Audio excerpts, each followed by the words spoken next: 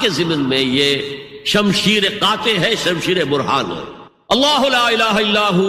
الحی القیوم، یہ وہی ہے۔ قل هو اللہ احد اللہ الصمد الحی، اللہ زندہ ہے لیکن اس کی زندگی کو اپنی زندگی پر قیاس نہ کرتا۔ تمہیں خوراک کی احتیاج ہے، اسے کوئی ضرورت نہیں۔ ما ارید منہم من رزق وما ارید ان یطعمون، مجھے کوئی احتیاج نہیں کہ مجھے کوئی رزق پہنچائیں، رزق دیں، مجھے کھلائیں، مجھے کوئی ضرورت نہیں۔ پھر تمہاری حیات نیند، اونگ، تھکان، ان تمام کمزوریوں کے ساتھ ہے۔ وہ الحی ہے، اپنی ذات میں خود زندہ ہے، حیات اس کی ذاتی ہے، کسی اور نے عطا نہیں کی ہے۔ ہماری تو مستعار ہے، عمر دراز مانگ کے لائے تھے، 4 دن 2 آرزو میں کٹ گئے، 2 انتظار میں۔ اور القیوم بقیہ پوری کائنات کے لیے وہی ہے، اس کو تھامے ہوئے۔ لا تاخذہ سنۃ ولا نوم، الحی، حیات کامل کہ اس کو نہ نیند آتی ہے نہ اونگ آتی ہے۔ لہو ما فی السماوات و ما فی الارض، آسمان اور زمین میں جو کچھ ہے اسی کی ملکیت ہے۔ تم کسٹوڈینز ہو، تم امین ہو، این امانت چند روزہ نزد ماست، در حقیقت مالک شے ہر شے خداست۔ یہاں تک کہ یہ میرا جسم بھی میرے پاس امانت ہے۔ میں کون ہوں؟ میری خودی، میری انا، میری روح جو پوزیس کرتی ہے اس بدن کو، لیکن یہ پوزیشن ملکیت کا نہیں ہے، امانت کا ہے۔ یہ امانت، یہ ہاتھ بھی امانت ہے، میری زبان بھی امانت ہے، میری آنکھیں بھی امانت ہے۔ من ذا الذی یشفع عندہ الا باذنہ، یہ یہاں پر انداز بڑا پرجلال۔ کون ہے وہ جو شفاعت کر سکے اس کے دربار میں مگر اس کے اذن سے؟ کسی کا ذاتی، کسی کا زور، کسی کا اختیار نہیں ہے کہ جس کی بنا پر وہ شفاعت کرے، ہاں اللہ کے اذن سے۔ اور دوسری جگہ پر آتا ہے جس کے لیے وہ چاہے گا اور جس کو اجازت دے گا، جیسے کہ آتا ہے اما یتساءلون میں، یوم یقوم الروح والملائکۃ صفا، اور ان میں سے کوئی بھی بات نہیں کر سکے گا، کلام نہیں کر سکے گا، لا یتکلمون الا من اذن له الرحمن، سوائے اس کے جسے رحمان اجازت دے، وقال صوابا، اور صحیح بات کرے گا، کوئی غلط بات نہیں کرے گا۔ یعلم ما بین ایدیہم وما خلفہم ولا یحیطون بشیء من علمہ الا بما شاء، وہ تو جانتا ہے جو کچھ بھی ان کے سامنے ہے اور ان کے پیچھے ہے، اور یہ کوئی احاطہ نہیں کر سکتا مخلوقات میں سے، اس کے علم میں سے کسی کا بھی، سوائے اس کے جو وہ خود چاہے۔ یہاں بڑے ہی لطیف انداز میں شفاعت باطلہ کے تصور کی نفی ہو گئی۔ دیکھیے، آپ کہیں جا کر کسی مجسٹریٹ سے سفارش کرتے ہیں تو کیا کہتے ہیں؟ اجی یہ فائل کے اوپر جو کچھ ہے آپ اس پر نہ جائیے، یہ گواہیاں وغیرہ جھوٹی ہو گئی ہیں، میں آپ کو بتاتا ہوں اصل بات کیا ہے۔ اللہ کے سامنے کوئی یہ کہہ سکے گا اے اللہ تیرے علم میں نہیں ہے، میرے علم میں ہے؟ یعلم ما بین ایدیہم وما خلفہم، وہ تو جانتا ہے جو کچھ ان کے سامنے اور جو کچھ ان کے پیچھے ہے۔ ولا یحیطون بشیء من علمہ الا بما شاء، اور ان میں سے کوئی بھی،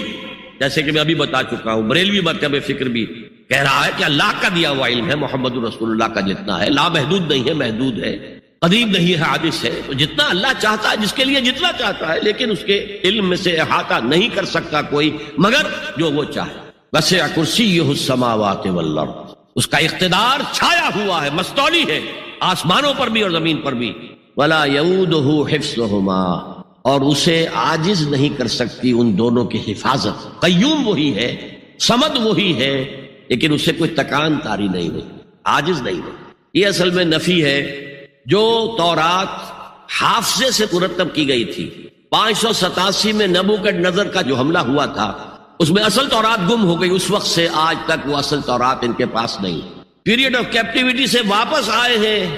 بیت المقدس میں، سائرس کے لطف و کرم کی وجہ سے، ذوالقرنین کے لطف و کرم کی وجہ سے، پھر یادداشتوں سے لوگوں نے وہ تورات مرتب کی ہے،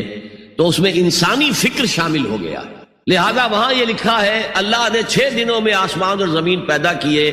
اور 7ویں دن آرام کیا، یعنی کوئی تکان لائق ہو گئی۔ قرآن نے کہا، اللہ تعالیٰ نے فرمایا سورہ قاف میں، وَلَقَدْ خَلَقْنَا السَّمَاوَاتِ وَالْأَرْضَ وَمَا بَيْنَهُمَا فِي 6 أَيَّامٍ وَمَا مَسَّنَا مِن لُغُوبٍ، یقیناً ہم نے آسمان اور زمین اور جو کچھ ان دونوں کے مابین ہے انہیں 6 ہی دنوں میں پیدا کیا۔ وہ بات ٹھیک ہے، لیکن ہمیں کوئی تکان لائق نہیں ہوئی کہ ہمیں کسی آرام کی ضرورت ہو۔ لا یؤودہ حفظہما وہو العلی العظیم، العلی وہی ہے، سب سے بلند و بالا، لتکون کلمۃ اللہ ہی العلیٰ، تاکہ اللہ کا کلمہ سب سے سر بلند ہو جائے، اور وہی عظیم ہے، عظمت والا۔ اللہ تعالیٰ مجھے اور آپ کو اس سے بچائے، اپنے سابقہ زندگی کے گناہوں پر توبہ کرنے کی اور اللہ سے استغفار طلب کرنے کی توفیق عطا فرمائے، اور اپنے دینی فرائض کی انجام دہی کے لیے کمر بستہ ہو جانے کا عزم مصمم کر لینے کی توفیق عطا فرمائے۔ زندگی میں دکھ اور سکھ ان کا چولی دامن کا ساتھ ہے، دکھ بھی ہے، سردی کے ساتھ گرمی بھی ہے، نرمی کے ساتھ سختی بھی، ان مع العسر یسرا ان مع العسر یسرا، یسر کے ساتھ عسر ہے، عسر کے ساتھ یسر۔ لیکن انسان نفسیاتی طور پر متاثر جو ہوتا ہے زیادہ، وہ تکلیف سے، دکھ سے۔ خوشی آتی ہے تو وہ ایسے گزر جاتی ہے، اس کا وقت کا بھی پتہ نہیں چلتا، گزر بڑی تیزی کے ساتھ وقت گزر جاتا ہے۔ لیکن غم کا معاملہ ہو جائے تو ایک ایک لحظہ جو ہے وہ بڑا کٹھن ہو جاتا ہے، بڑی مشکل سے گزر۔ تو انسان کے احساسات پر زیادہ جو اثر آتا ہے وہ دکھ کا۔ بعض فلسفے دنیا میں ایسے ہیں کہ جنہوں نے اس دکھ، خاص طور پر جو حساس انسان اس کو محسوس کرتا ہے، اس کے اعتبار سے یہ کہا ہے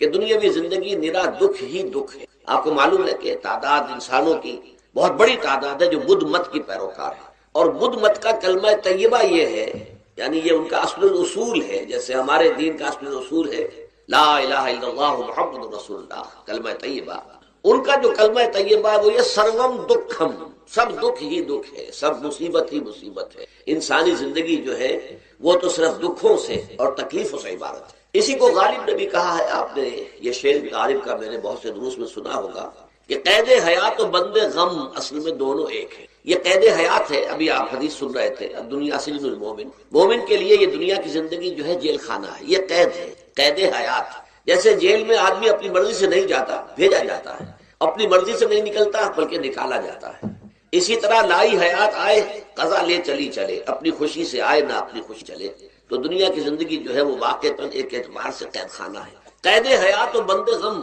اصل میں دونوں ایک ہیں۔ جب تک یہ زندگی رہے گی غم بھی لگا رہے گا، تکلیفیں لگی رہیں گی، مصائب آتے رہیں گے، انسان کو دکھوں کا سامنا رہے گا، واسطہ رہے گا۔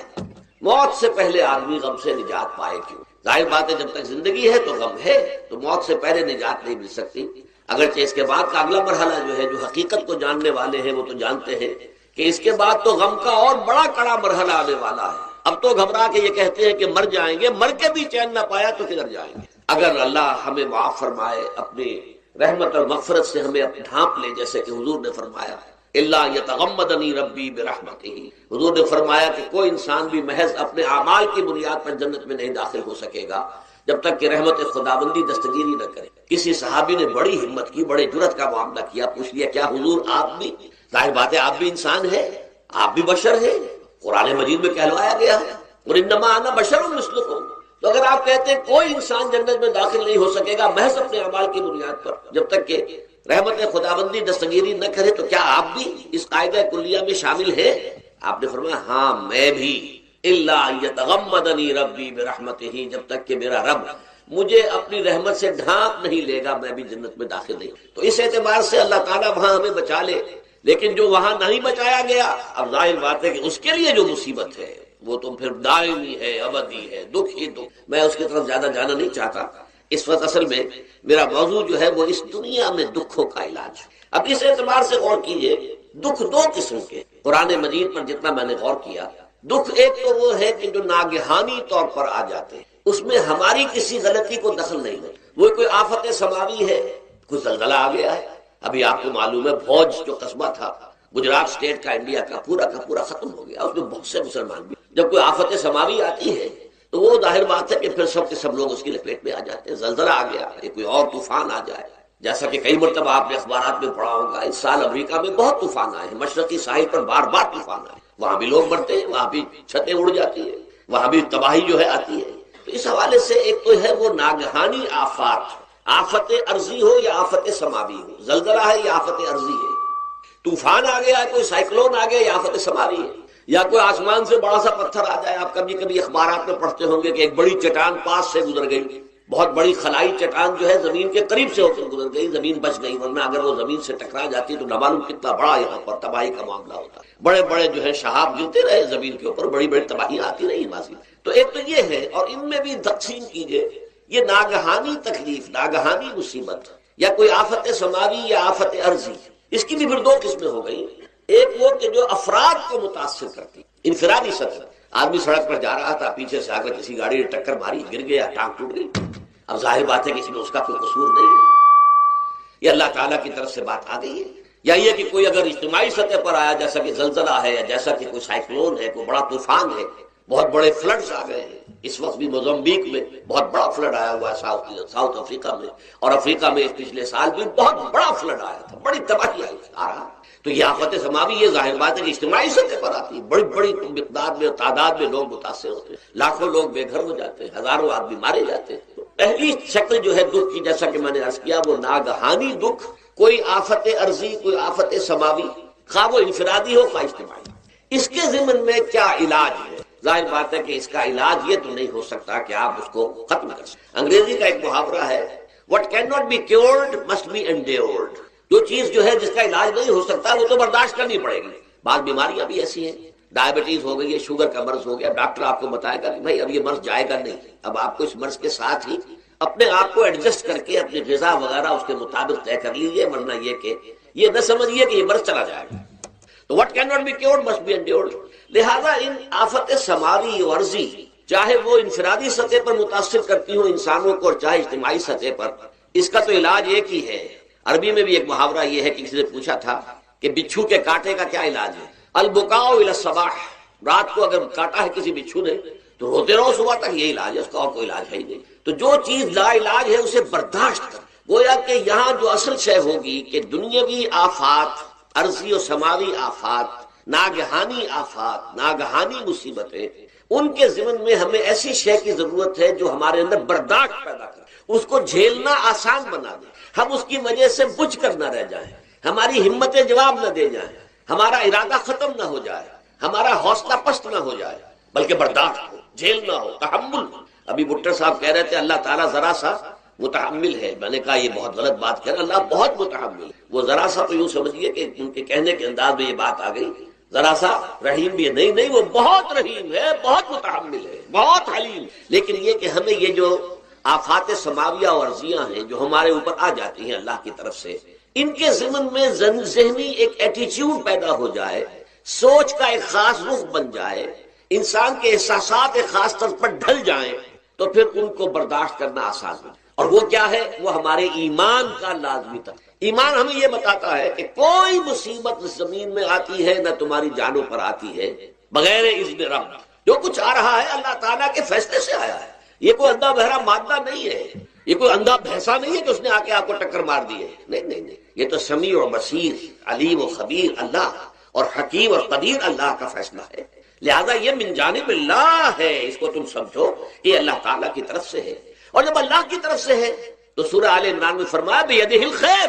اس کے ہاتھ میں تو خیر ہی خیر ہے۔ یعنی بظاہر تمہیں محسوس ہوتا بھی ہو کہ یہ میرے لیے تکلیف دہ بات آ گئی ہے، تو اس کو یوں سمجھو کہ اس کا نتیجہ جو میرے حق میں نکلے گا وہ خیر ہوگا۔ فوری طور پر تو تکلیف ہے، مجھے اچھی نہیں لگ رہی، ناگوار ہے، لیکن نتیجہ اس کا خیر نکلے گا۔ جیسے بچہ بیمار ہے، ماں اسے دوا پینے پر مجبور کر رہی، کڑوی دوا ہے، وہ تو سمجھتا ہے مجھ پر بڑا ظلم ہو رہا ہے، یا آپ لے گئے اسے ڈاکٹر کے یہاں ٹیکا لگوایا ہے، وہ تو چیخ رہا ہے، رو رہا ہے، لیکن آپ کو معلوم ہے، کاش اسے بھی معلوم ہو جائے کہ یہ میرے خیر کے لیے، میرے بھلے کے لیے۔ اگر اسے یہ معلوم اور محسوس ہو جائے تو اس کی تکلیف اس کے اندر بہت کمی آ جائے گی، وہ سہار لے گا اس کو، وہ برداشت کرے گا۔ اس حوالے سے اس کا جو ہمارے دین میں اس کا نام ہے، اس ذہنی کیفیت کا، ان احساسات کا، اسے ہم کہتے ہیں تسلیم و رضا۔ جو کچھ آ رہا ہے اللہ کی طرف سے آ رہا ہے، لہذا سر تسلیم خم ہے، اے اللہ ہم قبول کرتے ہیں، رضا، ہر حال میں تیری رضا پر راضی، جو تیرا فیصلہ ہے ہمیں بصر و چشم قبول ہے، تسلیم و رضا۔ ہم بھی تسلیم کی خو ڈالیں گے، بے نیازی تیری عادت ہی صحیح۔ اللہ تو بے نیاز ہے، لیکن اے اللہ تو ہمارے لیے جو بھی تکلیف کا تو نے فیصلہ کیا، ہم تسلیم کی خو ڈالیں گے، عادت پیدا کر لیں گے اپنے اندر کہ ہر ساقی ماریخ کہنے الطاف است، کہ میرا ساقی میرے پیالے میں جو کچھ ڈال دے اس کا لطف و کرم ہے۔ یہ مقام رضا ہے، یہ ایمان کا ایک ایسا تقاضا ہے کہ جس کو ہم کہیں گے ایمان کی حلاوت، ایمان کی مٹھاس۔ اگر آپ کا منہ کڑوا ہو جائے تو آپ چینی کھاتے ہیں تاکہ منہ کا ذائقہ ٹھیک ہو جائے۔ اگر تکالیف کی وجہ سے، دکھ کی وجہ سے آپ کے احساسات کے اندر کوئی خرابی پیدا ہو رہی ہے، یہ جو مقام رضا ہے، یہ اس کے لیے قند ہے، یہ اس کے لیے چینی ہے، یہ اس کے لیے شہد ہے، یہ اس کی تلخی کو ظاہر کر دینے والی شیء ہے کہ اللہ تیری رضا پر راضی، راضی برضا رب۔ اب اس کے ضمن میں سمجھئے، یہ تو اصولی بات میں نے آپ کو بتا دی۔ اس کی رات کی سی تاریکی ہے اور جو کچھ اس نے اپنے اندر جمع کر لیا ہے، والقمر اذا اتسق، اور قسم ہے چاند کی جب کہ وہ بھر جائے۔ پورا بھرتا ہے کتنے دنوں میں؟ 14 دن۔ اور 14 صدیوں کے بعد اب پہلی صدی کا جس نے کہ تجدید کامل کی عمر بن عبدالعزیز، 14 صدیوں کے بعد اب 15ویں صدی میں الامام المہدی کے ظہور کا وقت قریب۔ اب جو کچھ مجھے حضرت امام المہدی کے بارے میں کہنا ہے، دوبارہ اپنی بات دہرا رہا ہوں، یہ میرا ذاتی گمان ہے، اختلاف کیا جا سکتا ہے۔ میرا گمان یہ ہے کہ یہ اب جو مجدد آئیں گے وہ حضرت مہدی ہوں گے۔ پہلی بات تو یہ جان لیجئے کہ مہدی دو ہیں، ایک شیعوں کے مہدی، ایک سنیوں کے مہدی، ان میں بڑا فرق ہے۔ شیعہ حضرات مہدی کو مانتے ہیں، وہ ان کے 12ویں امام ہیں، ان کے عقیدے کے مطابق انہیں پیدا ہونے کے فوراً بعد اس اندیشے سے کہ انہیں قتل کر دیا جائے گا ایک غار میں چھپا دیا گیا تھا۔ تقریباً 1200 برس سے وہ اس غار کے اندر ہیں، وہ روپوش ہیں، چھپے ہوئے ہیں، اسی لیے انہیں امام غائب کہا جاتا ہے، اور اب ان کا انتظار ہو رہا ہے، اس لیے انہیں امام منتظر بھی کہا جاتا ہے۔ اس لیے شیعوں کے دارالعلوم جو ہوتے ہیں دارالعلوم المنتظر، وہ اس لیے کہ ان کا انتظار کیا جا رہا ہے۔ تو یہ ہے، اب وہ ان کا خیال ہے کہ آخری دور میں، آخری زمانے میں وہ ظاہر ہو جائیں گے، غار سے نکل آئیں گے۔ دیکھیے، میں اس عقیدے کو اس بنا پر رد نہیں کرتا کہ یہ ناممکن ہے کہ کیسے کوئی شخص جو ہے 1200 برس تک کسی غار کے اندر زندہ رہ سکتا ہے۔ نہیں، میں سمجھتا ہوں ممکن ہے۔ 300 برس تک اصحاب کہف رہے کہ نہیں رہے؟ سوئے رہے۔ 300 ایئرس ہم مانتے ہیں۔ حضرت عیسیٰ اسی حیات عرضی کے ساتھ 2000 سال سے موجود ہیں آسمان پہ کہ نہیں؟ آپ کو معلوم ہے حضرت عزیر 100 برس تک مرنے کے بعد دوبارہ زندہ کر دیے گئے۔ فاماتہ اللہ 100 عام ثم بعثہ۔ تو ناممکنات میں سے کوئی سوال پیدا نہیں ہوتا۔ لیکن یہ کہ آیا کوئی امامت معصومہ کا تصور قرآن اور حدیث سے ہمیں ملتا ہے؟ پھر یہ کیا یہ موروثی امامت کہ حضرت علی کی نسل جو حضرت فاطمہ سے چلی ہے اسی میں یہ امامت ہوگی؟ اس کے لیے ہمارے پاس کوئی دلیل نہیں ہے، ہم اس کو تسلیم نہیں کرتے۔ ہم تو سمجھتے ہیں کہ معصومیت ختم ہو گئی محمد الرسول اللہ صلی اللہ علیہ وسلم پر، خاتم المعصومین ہے محمد الرسول اللہ۔ اب ان کے بعد تو اجتہاد ہے اور خلافت ہے، عام معاملات میں اجتہاد ہوگا، نظام خلافت کا ہوگا۔ تو ہمارے نزدیک جو میں جس مہدی کا نام لے رہا ہوں وہ مہدی ہیں جو ایک مجدد ہوں گے، جیسے کہ مجددین کے نام میں نے آپ کو گنوائے ہیں، مجدد الفسانی ہو، شاہ ولی اللہ ہو، سید احمد بریلوی ہو، شیخ الہند ہو، ایک ہوں گے انسان جو پیدا ہوں گے انسانوں کی طرح عام طور پر اپنی عمر کو پختگی کو پہنچیں گے، پھر وہ سامنے آئیں گے منظر پر، پھر وہ کام کریں گے، قیادت کریں گے، عرب میں ان کا ظہور ہوگا۔ دوسری بات یہ نوٹ کر لیجئے حضرت مہدی کے بارے میں، ہمارے ہاں احادیث کے جو مجموعے ہیں ان میں جو ٹاپ کے 2 مجموعے ہیں ان میں کہیں حضرت مہدی کا ذکر نہیں ہے، نہ صحیح بخاری میں نہ صحیح مسلم۔ لیکن ہم اسے نظر انداز نہیں کر سکتے کہ صحائح ستہ کی بقیہ 4 کتابوں کے اندر موجود ہیں، لہذا نظر انداز نہیں کر سکتے، اگنور کرنا ممکن نہیں ہے۔ اب اس میں میں چاہتا ہوں کہ کچھ حدیثیں آپ کو میں سناؤں جن میں حضرت مہدی کا تذکرہ کیا گیا ہے۔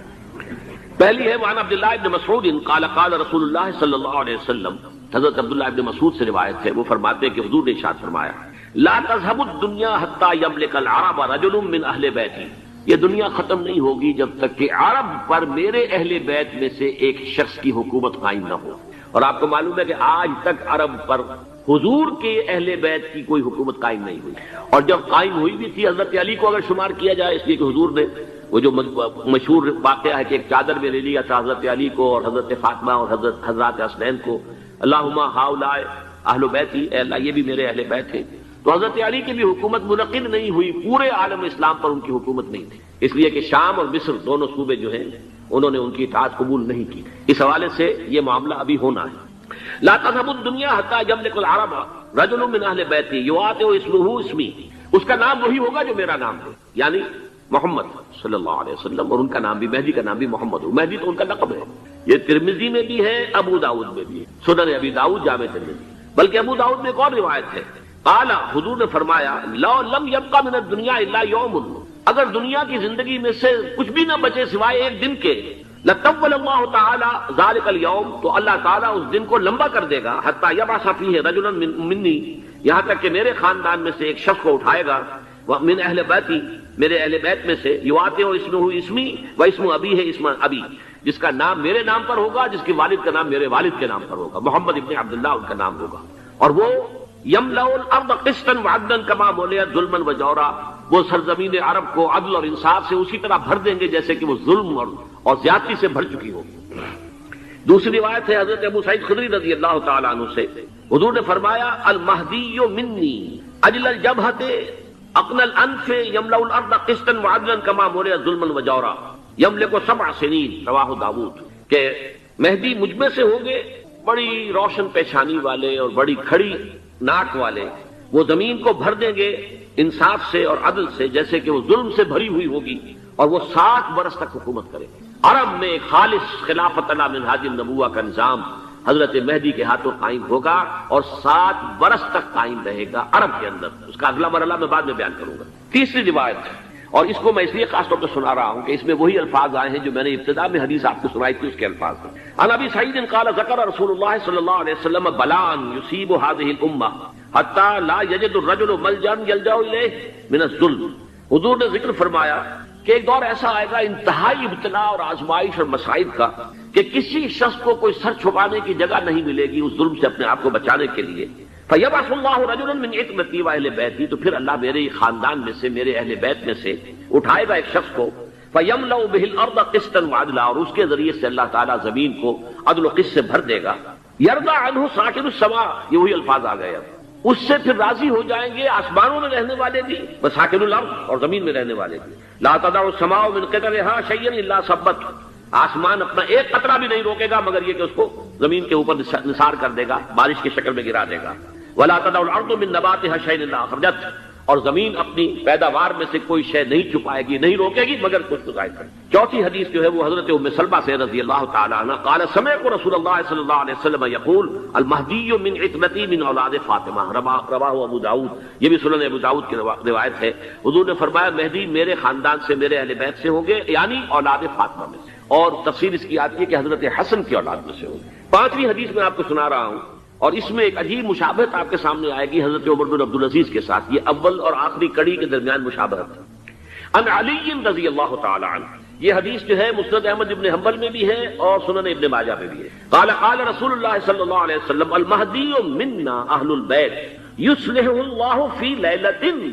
مہدی ہم میں سے ہوں گے، ہمارے اہل بیت میں سے، اور اللہ ایک ہی رات میں ان کی اصلاح کر دے گا، یعنی وہ پہلے سے کوئی زیادہ روحانی یا دینی کوئی اس سے طرح کی شخصیت نہیں ہوں گے، لیکن ایک ہی رات میں اللہ تعالیٰ ان کی سیرت و کردار کے اندر انقلاب عظیم برپا کر دے گا۔ جیسے کہ میں نے عرض کیا تھا آپ سے کہ عمر بن عبدالعزیز کی زندگی میں انقلاب عظیم آیا ہے، خلافت کا بوجھ پڑتے ہی کہاں وہ خوش باش اور خوش لباس اور خوش خوراک، وہ شہزادہ ٹھاٹ باٹ والا، جاگیر والا، گورنر کا بیٹا اور خود گورنر، اور کہاں یہ کہ اس کی وہ درویشی جو میرے نزدیک واللہ عالم ڈرتے ڈرتے کہہ رہا ہوں، میرے نزدیک وہ حضرت ابو بکر، حضرت عمر اور حضرت علی کی درویشی کو بھی مات دے گئی، لیکن کنٹراسٹ بہت شدید ہے۔ وہاں جو بھی کچھ تھا وہ تدریجاً آیا تھا، ہوتے ہوتے ہوتے ایک انتہا، اور یہاں سڈن آیا۔ چھٹی حدیث عن انس سمعت رسول اللہ صلی اللہ علیہ وسلم یقول نحن ولد عبد المطلب سعادت اہل الجنہ، ہم عبد المطلب کی جو اولاد ہیں اور نسل ہیں،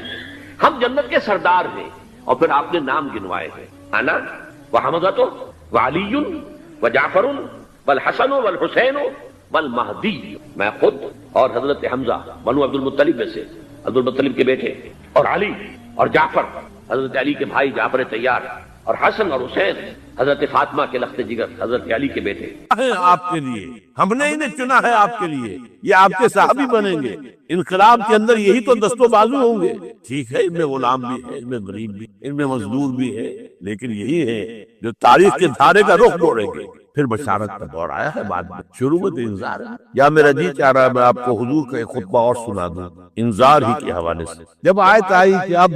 انذر عشیرتک الاقربین، اے نبی اب اپنے قریب کے رشتہ داروں کو خبردار دی۔ یہ جو مشن شروع ہوا حضور کا، یہ ہمارے آج کے واعظوں کے مانند نہیں ہے کہ دنیا بھر میں واعظ کہتے پھرتے، گھر والوں کی خبر نہیں، اولاد کدھر جا رہی ہے اس کے بارے میں فکر ہی نہیں۔ واعظ بہت بڑے ہیں، چیریٹی بگنز ایٹ ہوم، سب سے پہلے دعوت دیجیے اپنے گھر والوں کو اور اپنے رشتہ داروں کو۔ وانذر عشیرتک الاقربین، تو حضور نے حکم دیا حضرت علی کو رضی اللہ تعالی عنہ، علی ایک دعوت طعام کا بندوبست کرو اور سب بنی ہاشم کو بلا لو۔ بنو ہاشم جناب قریبی رشتہ دار، یہ آپ کو معلوم ہونا چاہیے کہ جیسے ہمارے ہاں ایک قبیلہ ہوتا وٹو قبیلہ، اب وٹو میں مانے کے، لالے کے، شامد کے یہ ہوتے ہیں نا، پھر ان میں خاندان ہوتے ہیں۔ وہ شاہ محمد تھا، اس کی اولاد جو ہے وہ شامد کی ہو گئی، لالا کوئی ہوگا لالے کی ہوگا، مانے کی ہو گئے، لیکن ہے سب وٹو۔ اسی طرح مکے میں بسنے والے تھے سب قریش، کوئی وہ جو ہے بنو ہاشم، کوئی بنو امیہ، وہ بنو علی، وہ بنو تیم، لیکن سب کے سب کون تھے؟ قریش۔ اس میں ایک گھرانہ تھا جس سے حضور سے وہ بنو ہاشم تھے، تو اقربین کہا نا اپنے قریبی رشتہ داروں کو۔ کھانا کھلایا، اس کے بعد آپ کھڑے ہوئے، ابو لہب نے تاڑ لیا کہ ابھی ہمارے سامنے اپنی دعوت رکھیں گے۔ وہ تو چونکہ ایک دیوار بیچ کا پڑوسی تھا اور دشمن تھا، چگا چچا ہونے کے باوجود بدترین، اس نے شور بچایا، ہوٹنگ کی، اور کسی نے بات نہیں سنی، اور یہ پوشیدہ کام۔ چند دن کا بیچا دے کر آپ نے صلی اللہ علیہ وسلم پھر کہا علی دوبارہ بڑا کھانے کا اہتمام کرو۔ پھر بلایا، پھر کھانا کھلایا۔ میں کہا کرتا ہوں کہ اب کچھ شرم آ گئی ہوگی کہ 2 دفعہ روٹی کھا لیے تو کم سے کم ان کی بات تو سن لو۔ یہ خطبہ جو دیا ہے حضور نے صلی اللہ علیہ وسلم، عظیم ترین خطبہ، جامع ترین خطبہ، لیکن مجھے عجیب ہے، یہ محسوس ہوتا ہے کہ ہمارے ہاں احادیث کی کتب میں میرے علم کی حد تک یہ موجود نہیں ہے۔ مجھے یہ خطبہ ملا ہے نہج البلاغہ سے، یہ اہل تشیع کی جو اہم ترین کتاب سمجھ لی ہے، حضرت علی کے خطوط، خطبات، حضور کی حضرت علی کے اشعار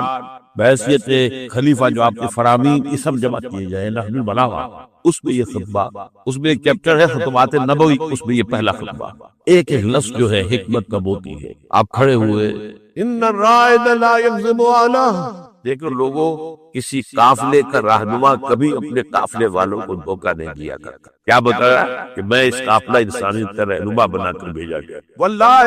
لو کذبت الناس جميعا ما کذبتکم ولو غررت الناس جميعا ما غررتکم، خدا کی قسم میں پوری دنیا سے جھوٹ بول سکتا بالفرض تو تم سے تو کبھی نہ بولتا۔ یو آر مائی کیٹن کل، اور اگر میں پوری دنیا کو دھوکہ دے سکتا بالفرض تو تمہیں تو کبھی نہ دیتا۔ یہ تمثیل ہو گئی، 3 جملے۔ چوتھے جملے میں ایمان باللہ، ایمان بالرسول، واللہ الذی لا الہ الا ہو انی لرسول اللہ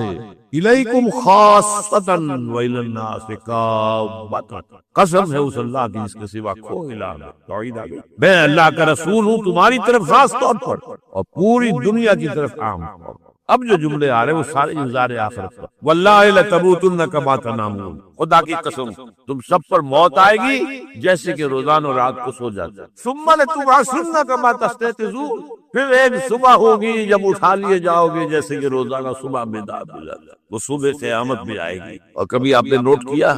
بیداری کے وقت کی دعا مسنون کون سی ہے؟ الحمدللہ الذی احیانی بعدما اماتنی والیہ النشور، اللہ کے حمد کی تعریف کر کے جس نے مجھے دوبارہ زندہ کر دیا، اس کے بعد کہ مجھ پر بہت طاری ہو گئی۔ جو شخص روزانہ صبح یہ الفاظ پڑھے گا، جب صبح قیامت کو اٹھے گا تو اس کی زبان پر یہ الفاظ آئیں گے کہ نہیں آئیں گے؟ الحمدللہ الذی احیانی بعدما اماتنی واللہ لتموتن کما تنامون ثم لتبعثن کما تستيقظون ثم لتحشرن بما تعملون، پھر حساب کتاب لیا جائے گا جو کچھ تم کر رہے ہو، ثم لتجزون، پھر لازماً جزا دی جائے گی، بالاحسان احسانا وبالسوء سوءا، اچھائی کا اچھا بدلہ، برائی ہم سے کتاب مارے گئے برباد ہو۔ حضور نے فرمایا سب سے بڑا بدبخت وہ ہے جو دوسروں کی دنیا بنانے کے لیے اپنی آنکھ کو چھپاتا ہے۔ تو آپ کی دنیا اور اپنی آنکھ پر لگی، ان کی محبت کی وجہ سے تم نے حرام خوری کی۔ ان من ازواجکم واولادکم عدو، یقیناً تمہاری اولاد اور تمہارے بیویوں میں سے تمہارے دشمن، بس بچ کر رہو، محفوظ رہو، be on the guard, be on the alert, کوئی ایسا نہ غفلت ہو اور وہ محبت چمکے سے آ کر اور آپ کے دل میں براجمان ہو جائے اللہ کی محبت سے اور آپ کو پتا بھی نہ چلے۔ لیکن اس کا یہ مطلب بھی نہیں، یہ قرآن مجید کی، قرآن میں جو توازن ہے، توازن اس کی سب سے اعلیٰ مثال یہ آیت ہے۔ ایک طرف بیوی اور اولاد کو دشمن قرار دیا جا رہا ہے، دوسری طرف لَإِن تَعْفُوا وَتَصْفَحُوا وَتَغْفِرُوا فَإِنَّ اللَّهَ غَفُورٌ رَحِيمٌ، اگر تم معاف کرتے رہو، اگر چشم پوشی سے کام ہو، ان کی خطائیں بخشتے رہو تو اللہ بھی تو غفور رحیم ہے۔ 3 الفاظ ہم یعنی یہ نہیں ہو جانا چاہیے کہ گھر کا معاملہ جو ہے وہ ایک جنگ کا نقشہ، جنگ کے میدان کا نقشہ پیش کر رہا، ہر وقت جو ہے لان تان ڈان ڈپٹ، نہیں، اس سے تو رد عمل بھی پیدا ہو سکتا ہے، ضد پیدا ہو جاتا ہے۔ اکثر مذہبی گھرانوں کے ساتھ یہ حادثے پیش آتا ہے، بیجا زبردستی جبر، نتیجہ کیا ہوتا ہے؟ رد عمل بہت اکثر یہ آیت ان کے لیے تیر بہدف ہے اگر واقعات پر غور کریں۔ وَكَفَّ أَبَا زَكَرِيَّا، اور اسے دے دیا زکریا کی کفالت، اگرچہ اس کے معاملے میں تو باقی تفصیل آتی ہے کیونکہ اشارہ آگے چل کر قرآن میں بھی اور تفصیل تورات میں انجیل میں ہے کہ ان کے لیے جب یہ طے ہو گیا کہ ہاں ٹھیک ہے یہ بچی جو ہے حنا کی بیٹی کو ہم قبول کرتے ہیں اس معبد پر ہیکل کے خادموں کی حیثیت سے، حالانکہ ہمارے یہاں رواج نہیں تھا، ہم کسی لڑکی کو نہیں قبول کرتے تھے لیکن اس کو قبول کرتے۔ وہ حضرت حنا کا بھی کیونکہ کوئی بہت ان کے ہاں یہ پایا ہوگا، مقام ہوگا کہ ان کی نیکی اور ان کی راست بازی کا، ان کے روز اور تقویٰ کا، کہ ان کے لیے استثناء کر رہے ہم نے قبول کر لیا۔ اب سوال پیدا ہوا یہ بچی کس کی کفالت کرے؟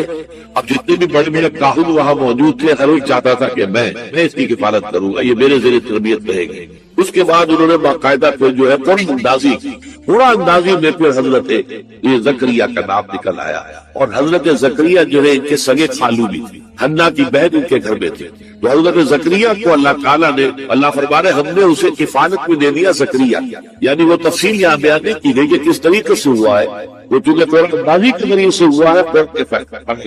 کرتا ہے جس کے نام پر قرآن نکلا کسلھا زکریا۔ یہ کہ اس لمبی داستان کو مختصر کرتے ہوئے بات ہو رہی ہے، اب گویا کہ حضرت مریم بڑی ہو گئی ہے، سمجھدار ہو گئی ہے، ان میں شعور پیدا ہو چکا ہے، جوان ہے۔ علما دخل علیہا زکریا المحراب، حضرت زکریا نے ان کے لیے ایک علیحدہ محراب کہتے ہیں حجرے کو، جیسے کہ بعد آپ نے دیکھا مسجد یہ جو ہے بادشاہی مسجد، اس کے باہر جہاں لائبریری بنی ہوئی، یہ سب حجرے تھے کہ کوئی درویش آئے یہاں پر رک جائے، کوئی فقراء آئے وہ یہاں پر قیام کر لے، تو یہ سارے اس طرح سے اس طرح کا حجر جو ہے وہ حضرت مریم کے لیے ایک علیحدہ سے تعبیر کر دیا گیا ہے کل کے ساتھ، اور اس حجر کے اندر جب بھی حضرت زکریا جاتے تھے کلما دخل علیہ زکریا المحراب وجد عندها رزقا، وہ دیکھتے تھے کہ مریم کے پاس تو بہت عمدہ کھانے موجود ہیں اور بے موسم کے بہت موجود ہیں۔ اس میں رزق کی دو طرح کی گئی ہے وضاحتیں، ایک تو ایک رزق سے مراد ہے علم، ذہانت، فطانت، حکمت، معرفت کے موتی، یہ ہے معنوی رزق، اس کو بھی اللہ تعالیٰ نے رزق قرار دیا ہے۔ ایک یہ کہ واقعتاً جو مادی رزق ہوتا ہے پھل ہے، یہ بھی ہو کہ جو موسم ہے ان کا پھل موجود ہے وہاں پر، تو دونوں کا امکان موجود ہے، اس لیے کہ یہ معجزے کی شکل میں بھی ہو سکتی ہے کہ اللہ تعالیٰ بہترین جو ہے پھل ان کو وہاں پر فراہم کرتے ہو، ایک یہ بھی ہے کہ ذہانت، فطانت، علم، معرفت، اس کی چیزیں جو دیکھتے ہو تو اس سے ان کو حیرت ہوئی۔ کلما دخل علیہ زکریا المحراب وجد عندها رزقا قال یا مریم انت لک ھذا، تو انہوں نے کہا بہت ہی تعجب انگیز انداز میں، اے مریم یہ چیزیں تمہیں کہاں سے ملتی ہیں؟ قالت هو من عند اللہ، حضرت مریم نے جواب دیا یہ سب اللہ کی طرف سے، ان اللہ یرزق من یشاء بغیر حساب، یقیناً اللہ تعالیٰ دیتا ہے جس کو چاہتا بغیر حساب، جتنی چاہے دولت دے دے، جتنی چاہے ذہانت و فطانت دے دے، جتنی چاہے کہ نیکی طبیعت کی نیکی عطا فرماتے، اللہ کی دین ہے۔ ہنالک دعا زکریا ربہ، اب اس سے حضرت زکریا علیہ السلام یہ بھی نبی ہے، ان کے اندر جو ہے خوب سی پیدا ہوئی، اس لیے کہ بہت بوڑھے ہو چکے تھے، سورہ مریم میں تو آغاز ہی یہاں سے ہوتا ہے کہ جب کہ حضرت زکریا نے اپنے رب سے دعا کی تھی کہ پروردگار میں بوڑھا ہو گیا ہوں، میرا سر جو ہے سفید ہو چکا ہے، میری ہڈیاں کمزور ہو چکی ہے، اور اللہ نے اس وقت انہیں کو اولاد نہیں دی تھی، اور مجھے اندیشہ ہے میرے بعد کوئی وارث نہیں ہوگا کہ جو اس دین کی امانت کو اس طریقے سے حفاظت اس کی کر سکے جیسے کہ کرنی چاہیے۔ لیکن اس وقت ان کے دل میں روح سوچتی کہ اللہ تعالیٰ اگر اس بچی کے اوپر اتنا مہربان ہے، اس بچی کو اس نے وہ کچھ دیا ہے، یا علم دیا ہے، یا معرفت دی ہے، یا حکمت دی ہے، یا اللہ تعالیٰ جو ہے یہ بے موسم کے پھل اس کو یہاں پہنچا رہا ہے، تو اس کی اگر قدرت جو ہے مجھ پر نہیں ہے کچھ مہربانی ہو کر دے اللہ تعالیٰ، تو کیا بعید ہے کہ مجھے بیٹا عطا فرما دے اس محابے کی عمر سے بھی۔ اسی وقت اس کو مبالغہ کا ترجمہ انگریزی میں ہوگا دیر اینڈ دین، ایک دعا جو ہے وہ ان کے قلب کی گہرائیوں سے ابھر کر آئی، اپنے رب کو انہوں نے پکارا، رب ہب لی من لدنک ذریۃ طیبہ، پروردگار مجھے بھی خاص اپنے خزانہ فضل سے، خزانہ فیض سے بڑی اچھی نیک صالح اولاد عطا فرما دے، انک سمیع الدعاء، یقیناً تو تمام دعاؤں کا سننے والا ہے۔ فنادت الملائکۃ وهو قائم یصلی فی المحراب، یہ محراب ہے خاص حضرت زکریا کی، اور پکارا انہیں حضرت زکریا کو فرشتوں نے، قائم یصلی فی المحراب، جب وہ نماز میں کھڑے ہوئے تھے اس اپنے محراب میں اپنے حجرے میں، ان اللہ یبشرک بیحییٰ مصدقا بکلمۃ من اللہ، اللہ تمہیں بشارت دیتا ہے یحییٰ کی، یعنی ایک بیٹا تمہارے یہاں ہوگا جس کا نام یحییٰ ہوگا، وہ تصدیق کرے گا اللہ کے کلمے کی، اللہ کے کلمے سے مراد حضرت مسیح علیہ السلام، اس لیے کہ حضرت مسیح علیہ السلام کی وجود میں آنے میں جو وقت کا حصہ ہے وہ اللہ تعالیٰ کے کلمہ کن میں ادا کیا، جیسے کہ کلمہ کن سے حضرت قدم سے وجود میں آ جاتی ہے، انما امرہ اذا اراد شیئا ان یقول له کن فیکون۔ تو یہ جو انسانی ولادت ہے ظاہر بات ہے کہ اس میں کا حصہ ہے، باپ کا حصہ ہے، وہ باپ کا حصہ کیونکہ یہاں نہیں تھا، لہذا یہاں پر اللہ تعالیٰ کا ایک خاص کلمہ جو ہے وہ اس کی جگہ پر کن، اس میں گویا کہ اس کی جگہ لی، تو گویا کہ حضرت مسیح علیہ السلام خاص طور پر کلمۃ اللہ ہے، اللہ کا کلمہ ہے، تو وہ تصدیق کریں گے اللہ کے کلمے کی، وسیداً، اور وہ بڑے سردار ہوں گے، اونچے رتبے والے ہوں گے، وحصوراً، اور بہت ہی نیک ہوں گے، مجرد رہیں گے کہ دنیاوی لذتوں سے، آسائشوں سے، شہوات سے کوئی سروکار نہیں ہوگا، نبی من الصالحین، اور وہ نبی ہوں گے صالحین میں سے۔ یہ ہے جو کہ خوشخبری حضرت زکریا کو مل رہی ہے جبکہ وہ نماز پڑھ رہے تھے اپنے محراب میں، اپنے حجرے کے اندر۔ اب دیکھیے یہاں یہ معاملہ سامنے آ رہا ہے کہ اگر تو سب دعا کی تھی، لیکن اس دعا کا ایک خاص وقت تھا کہ حضرت مریم پر جو بھی اللہ تعالیٰ کی رحمتیں اور اللہ کی طرف سے جو بھی انعامات کی بارش ہوئی تھی، اس سے طبیعت میں ایک دم جو ہے غیر اختیاری طور پر وہ جوش پیدا ہوا، دعا کر لی۔ حالانکہ انتہائی خود بوڑھے ہو چکے تھے، ساری عمر بیوی جو ہے وہ باندھ رہی تھی، کوئی اولاد ہوئی نہیں سکتی، اسی میں حال کے اندر دعا کرنے، دعا تو کر لی، لیکن اب جب تک کو مل گئی ہے، خوشخبری مل گئی ہے، تو طبیعت کے اندر ایک اشکال پیدا ہو رہا ہے، یا یہ کہیے کہ اس پر یقین حاصل کرنے کے لیے اس کی توثیق چاہ رہے ہیں اللہ سے کہ واقعی یہ بات ہو جائے گی۔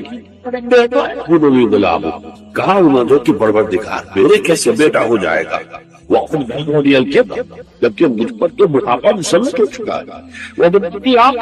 اور میری بیوی جو ہے ماں جو ہے۔ قال كذلك الله يفعل ما يشاء، تو فرشتوں نے جواب دیا کہ اسی طرح ہوگا، اللہ تعالیٰ کرتا ہے جو چاہتا ہے، اس کو کسی وسائل کی ضرورت نہیں ہے، بلکہ اس کے لیے تو کلمہ کن کہہ دینا کافی۔ قال رب أنى يكون لي غلام وقد بلغني الكبر وامرأتي عاقر۔ حضرت زکریا نے عرض کیا پروردگار میرے یہاں کیسے بیٹا ہو جائے گا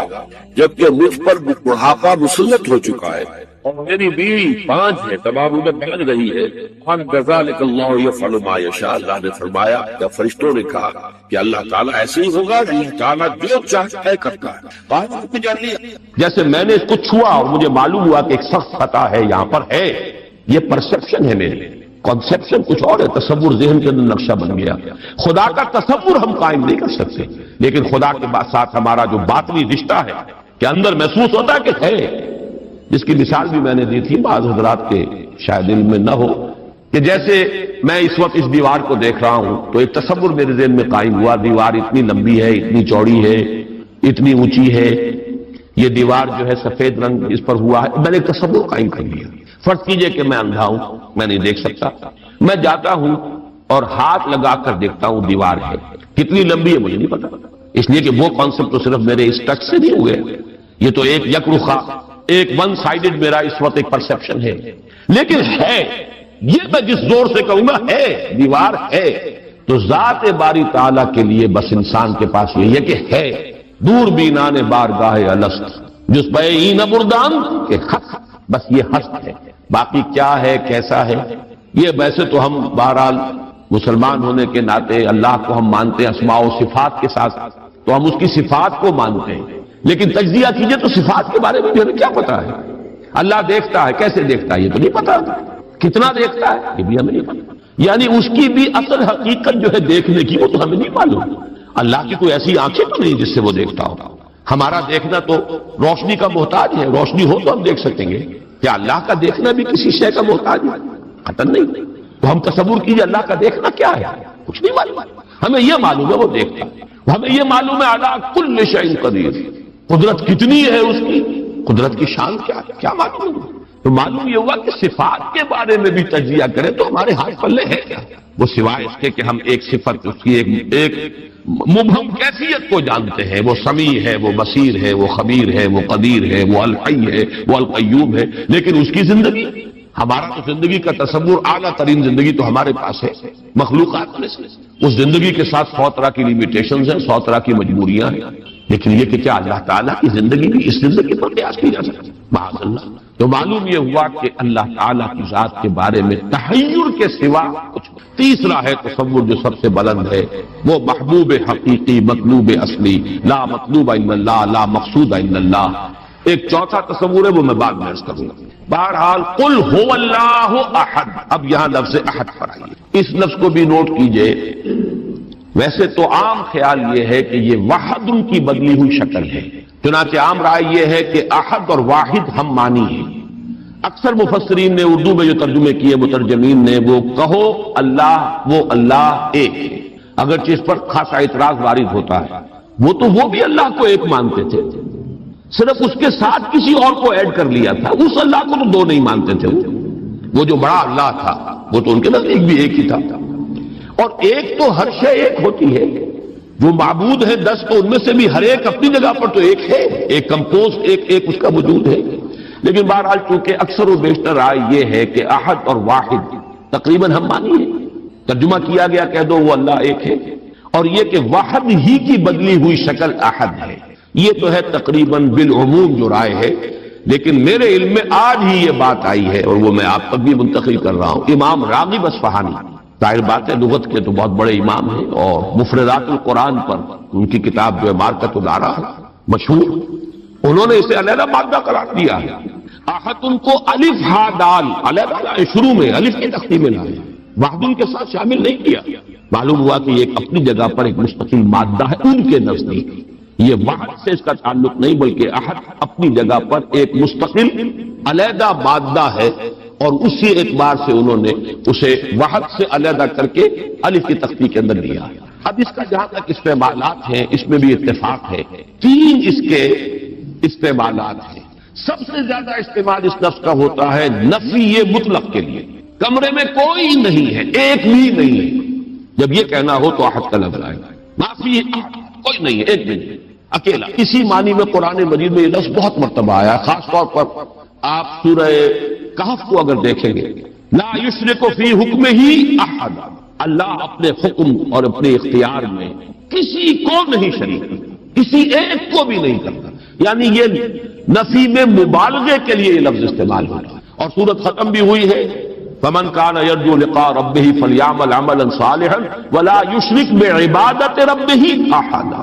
احد کا اکثر و بیشتر استعمال عربی زبان میں نفی مطلق، کوئی نہیں، کوئی بھی نہیں، ایک بھی نہیں، جب اس کو کہنا ہو تو لفظ احد کا سہارا لیا جاتا ہے۔ یا پھر یہ لفظ آتا ہے مضاف یا مضاف الیہ ہو کر، جیسے عشرات کے ساتھ آئے گا، احد عشر کوكبا، یا احد وعشرون جمع کر کے، یہ گنتی کے ساتھ یہ مضاف ہو رہا ہے، اور یا یہ کہ جیسے کہ مضاف الیہ ہوتا ہے، فاما احدکما فیسقی ربہ خمرا۔ حضرت یوسف علیہ السلام نے فرمایا تھا ان 2 نوجوان جو داخل ہوئے تھے جیل میں ان کے ساتھ، انہوں نے اپنے اپنے خواب بیان کیے، تم میں سے، تم 2 میں سے ایک، احدکم، جیسے کہ حدیث میں آتا ہے لا یؤمن احدکم حتی یحب لنفسہ حتی یحب لاخیہ ما یحب لنفسہ، یا لا یؤمن احدکم حتی یکون ہواہ طبعا لما جئت بہ، یا یہ کہ لا یؤمن احدکم حتی اکون احب الیہ من والدہ وولدہ والناس اجمعین۔ اب یہ 3 احادیث آ گئی زبان پر، تو احدکم یہ گویا کہ مضاف ہو کر آ رہا ہے، اس طریقے سے یہ لفظ مضاف ہو کر یا مضاف الیہ ہو کر استعمال ہوتا ہے۔ صرف قرآن مجید میں یہ لفظ ذات باری تعالیٰ کے لیے علیحدہ سے مستقل ایک صفت کے طور پر آیا ہے، قل هو اللہ احد۔ یہ ایک خاص بات ہے، اس کو نوٹ کر لیجیے کہ یہ لفظ کا یہ استعمال اس اعتبار سے، صفت کے اعتبار سے کسی اور کے لیے غیر اللہ کے لیے ہے ہی نہیں۔ قل هو اللہ احد، یہ یہاں پر آ رہا ہے ایک مستقل صفت علیحدہ، لیکن یہ صرف اللہ کا ساتھ۔ اب یہاں میں عرض کروں گا کہ میں اس کا ترجمہ جو میں نے آپ کو گنوائے ہیں مولانا فراہی نے کیا ہے بے ہما۔ قل هو اللہ احد اللہ الصمد، کہہ دو اللہ بے ہما ہے، اللہ باہما ہے۔ اصلاحی صاحب ان کے شاگرد ہیں، انہوں نے ترجمہ کر دیا ہے، بے ہما کا ترجمہ کہہ دو اللہ سب سے الگ ہے اور اللہ سب کے ساتھ ہے، صمد اللہ سب کے ساتھ ہے، باہما اور احد بے ہما اللہ سب سے الگ ہے۔ عام طور پر اردو مترجمین، شیخ الہند کو بھی میں نے دیکھا، مولانا اشرف علی تھانوی رحمہم اللہ دونوں کو دیکھا، کہہ دو اللہ ایک ہے، لیکن یہ کہ بہرحال میرا مزاج، میرا ذوق اس ترجمے کو قبول نہیں کرتا، واحد اور ہے احد اور ہے، یہ شان ہی علیحدہ ہے، اس لفظ کو واحد کے بالکل برابر کر دینا کم سے کم میرا ذوق اسے قبول نہیں کرتا۔ ویسے قرآن میں وہ لفظ بھی آیا الواحد القہار، للہ الواحد القہار، واحد ہے، الواحد ہے، لیکن احد یہ شے اور ہے۔ بہت قریب گئے ہیں مولانا مودودی، وہ لفظ لائے ہیں کہہ دو اللہ یکتا، یکتا کا لفظ میرے نزدیک بہت قریب کی تعبیر، لیکن میں اس کو ایک خاص، میرا چونکہ اپنی ایک رائے ہے اس کے اعتبار سے اس کا میں ترجمہ کر رہا ہوں، کہہ دو اللہ اکیلا۔ اکیلا وہ ہے جس کے ساتھ کوئی نہیں، اکیلا کس اعتبار سے؟ یہ ہے اصل میں وہ نقطہ۔ اللہ ایک تو اس اعتبار سے اکیلا ہے کہ وہ صرف ایک اکیلا واحد معبود ہے اور کوئی معبود اس کے ساتھ نہیں۔ سورہ کافرون کے ساتھ جب آپ جوڑیں گے تو یہ تصور نمایاں ہو کر سامنے آئے گا۔ میرا اللہ وہ اللہ ہے جو اکیلا ہے، اس کے ساتھ کوئی اور الہ نہیں ہے۔ لا الہ الا اللہ، اللہ کے سوا کوئی معبود نہیں۔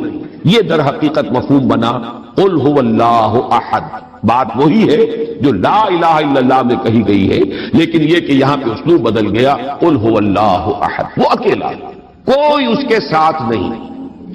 لیکن اسی کا ایک انتہائی بلند مقام ہے۔ مقام وہ خطرناک ہے، عام لوگوں کی ذہن سے ذرا بلند تر، اسی لیے عوام اس کے بارے میں مغالطوں میں مبتلا ہوتے ہیں۔ اور آج کل کا ہمارا ایک بہت بڑا طبقہ چونکہ زیر اثر ہے کچھ ایسے مفکرین کے کہ جن کا ذوق وہ نہیں تھا جو اس سطح کا ہو جو میں ابھی عرض کر رہا ہوں، لہذا وہ اسے شرک سے بھی تعبیر کر بیٹھتے ہیں، اور وہ ہے توحید وجودی۔ وہ اکیلا ہے، اکیلا ہی مانی کہ وجود حقیقی صرف اس کا۔ یہ توحید وجودی جس کو میں تفصیل سے بیان کر چکا ہوں سورہ حدید میں، هو الاول والآخر والظاہر والباطن، وہی پہلا، وہی آخر، وہی ظاہر، وہی باطن، وہی وہ، اور کوئی ہے ہی نہیں۔ جو نظر آ رہے ہیں حقیقت میں نہیں ہے۔ کل ما فی الکون وہم او خیال او عکوس فی المرایا او ظلال، کل جو کچھ نظر آتا ہے موجودات میں یہ وہم ہے یا خیال ہے، یا جیسے شیشے میں عکس نظر آتا ہے، آپ ادھر کھڑے ہیں ادھر بھی نظر آ رہے ہیں، وہاں تو کوئی نہیں ہے، ادھر ہے جو ہے، وہ جو کوئی نہیں ہے وہاں نظر تو آ رہا ہے۔ اور عکوس فی المرایا او ظلال، یا سایہ ہے، درخت کی شاخ اوپر ہے، سایہ نیچے پڑ رہا ہے، سایہ کا کوئی وجود نہیں لیکن نظر تو آ رہا ہے۔ جس کو کہ حضرت مجدد الفسانی نے فرمایا کہ یہ اثر خدا بندی کہ معدوم را موجود می نمائند، یہ معدوم ہے کائنات، حقیقت میں موجود نہیں ہے، لیکن اس کو اللہ تعالیٰ نے موجود کر کے دکھا دیا ہے، نظر آ رہا ہے۔ جیسے وہ آتشی دائرے کی مثال میں نے دی ہے بارہا، یہ حضرت مجدد کی دی ہوئی مثال ہے کہ اگر آپ ایک قندیل لے لیں، لکڑی ہے ایک لمبی، اس کے ایک سرے کے اوپر آپ نے کپڑا باندھا، تیل ڈال دیا، مٹی کا آگ لگا دی، یہ شعلہ جوالا ہے۔ اب اس لکڑی کو تیزی کے ساتھ دائرے میں حرکت دیجئے، دیکھنے والوں کو آتشی دائرہ نظر آئے گا، جبکہ آتشی دائرے کا کوئی وجود نہیں ہے۔ وجود آپ کو معلوم ہے صرف اس ایک نقطے کا ہے، وہ ایک شعلہ جوالا ہے حقیقی۔ یہ دائرہ جو نظر آ رہا ہے، نظر آ رہا ہے، ہر چند کہے کہ ہے، نہیں ہے، اس کا وجود کوئی نہیں ہے، نظر تو آ رہا ہے۔ تو اپیئرنس اینڈ ریئلٹی یہ بڑی مارکت الارا کتاب ہے فلسفے کی۔ یہ در حقیقت جو کچھ نظر آ رہا ہے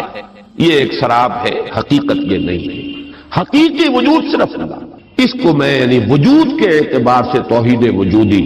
یعنی میں نے جو ابھی گنوایا تھا، لا معبود الا اللہ، لا مطلوب الا اللہ، لا مقصود الا اللہ، لا محبوب الا اللہ، لا موجود الا اللہ،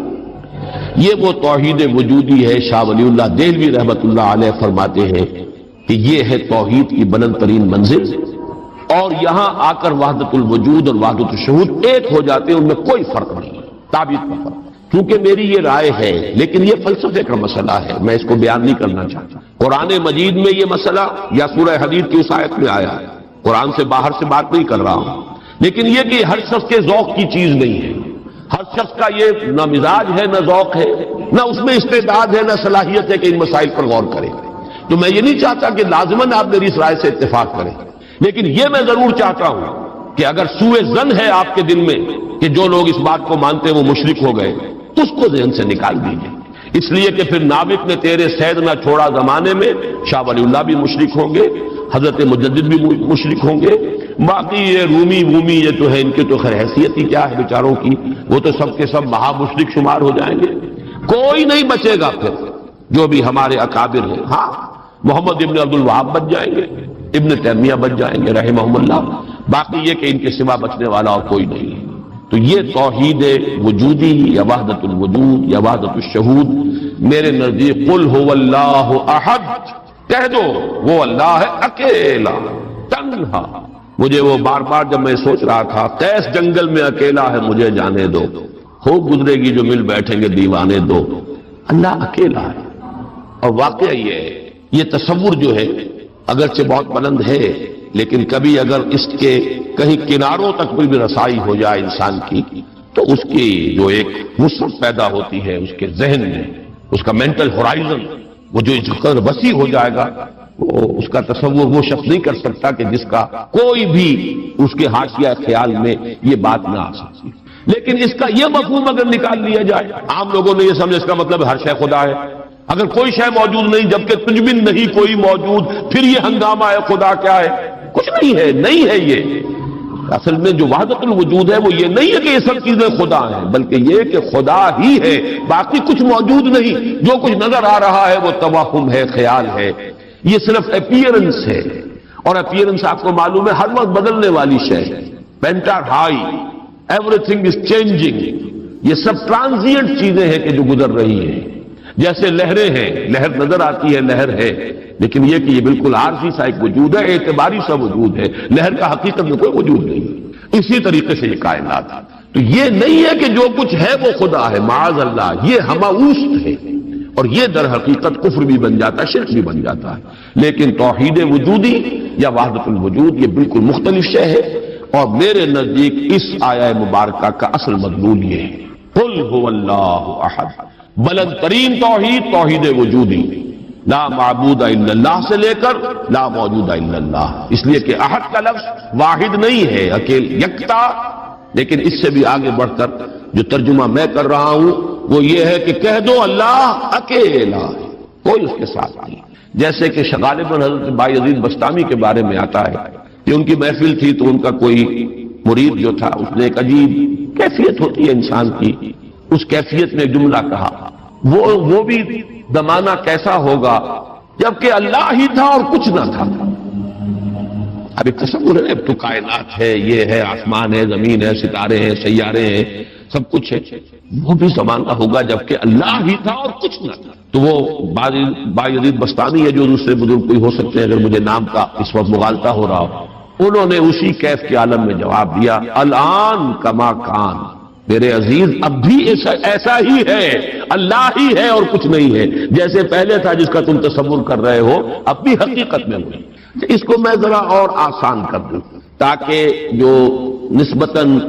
یعنی سادہ مزاج حضرات ہیں ان کی سمجھ میں بھی یہ بات آ جائے، کسی مغالطے میں مبتلا نہ۔ دیکھیے جب ہم کہتے ہیں لا محبوب الا اللہ، کیا معنی ہے اس کے؟ یہ معنی تو نہیں ہے کہ اولاد سے محبت نہ کرو، یہ تو دین کی تعلیم نہیں ہے۔ معنی کیا ہے؟ ساری محبتوں سے بالا تر محبوب حقیقی صرف اللہ ہو جائے۔ لا محبوب الا اللہ کا مطلب یہ ہے، یہ نہیں کہ آپ کاٹ دیجیے محبت ہر ایک کی، اولاد سے محبت کرو، شوہر بیوی سے محبت کرے، بیوی شوہر سے محبت کرے، وطن سے محبت کرو، بلکہ اتنی خوشخبریاں ہیں، وجبت محبتی للمتحابین فیہ، میری محبت واجب ہو گئی ان کے لیے جو میرے لیے ایک دوسرے سے محبت کرے۔ تو ایک مسلمان سے محبت کرتا ہے، ایک مومن سے محبت کرتا ہے، ایک مجاہد دوسرے مجاہد سے محبت کرتا ہے، یہ محبت تو مطلوب ہے۔ لا محبوب الا اللہ کا مطلب یہ نہیں ہے کہ ساری محبتوں کی نفی ہو۔